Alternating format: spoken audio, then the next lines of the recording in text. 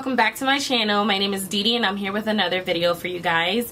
We're going to be having a What Didi Said series, and it's going to be a pre-op, intra-op, and post-op kind of video where we're telling you nursing school tips. Hi, my name's Faye. I'm also a nurse currently. I graduated in December 2016 and currently I'm working on an ortho-neuro trauma unit, so it's been great. So we'll give you some tips for today. So, tip number one for me is before you start nursing school, make sure that the school you want to go to actually has accreditation. And so, just a quick disclaimer, I am not an expert, I'm not the nursing school queen or anything of that sort, but when it comes to accreditation, basically from my knowledge, accreditation is something that gives your school the good reputation that it has. It determines whether or not if they're teaching you at a level of competency where you will be able to actually take care of people. They want to make sure that you're competent. They also want to make sure that your curriculum isn't lacking anything, your test scores are actually good, and you're actually, getting through nursing school successfully. When they realize, the accrediting body, when they realize that you guys are not passing, your school is basically trash, they then take away your accreditation. So accreditation is a very important thing. It can hinder your ability to get certain jobs, to go to grad school, to even progress within your nursing career. So please make sure that you have accreditation at the school that you're going to, or you're going to struggle. Yep, look up the school, guys. Yeah.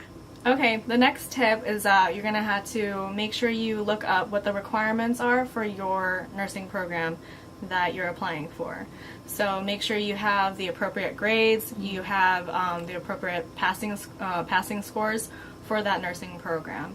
And also kind of look up what the nursing passing or nurse pass rate is for that nursing program.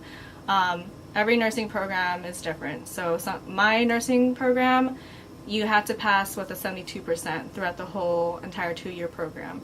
But some other schools may require you to have at least a 75%, 76%. My school raised it up to a 75%. Exactly.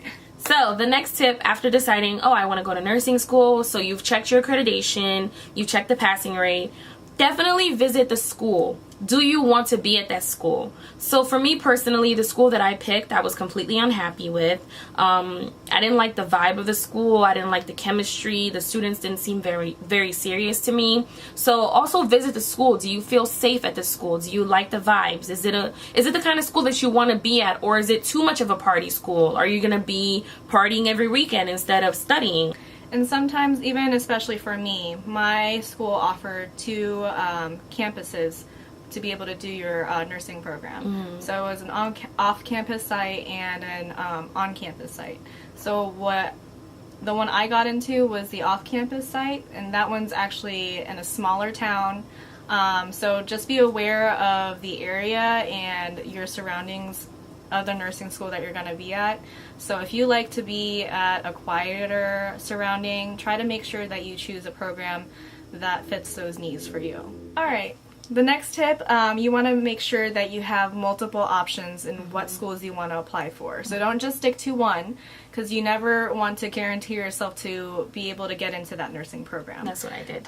So even sometimes there's programs where you think you have the highest scores and the best scores and best grades, and you still end up not getting into that program. Yeah. So make sure you apply to different ones at the same time, so you actually get into a nursing program that you want, and make sure you choose your top 3 and apply for those. And then also at the same time, make sure you are financially able to afford applying to those schools before you even apply.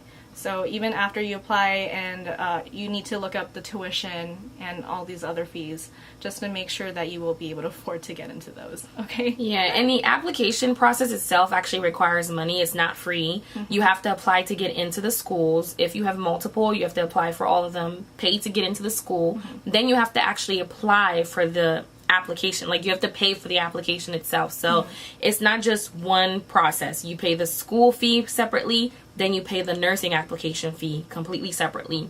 Depending on the school it is, it can range from $25 to $50, I think. From what I remembered, I think I paid $40. I'm not sure. Do you remember? I honestly don't remember how much mine was. But yes, it's just very costly. So just be very aware, or make sure you're aware of how much everything is, and make sure you can afford it. Yeah.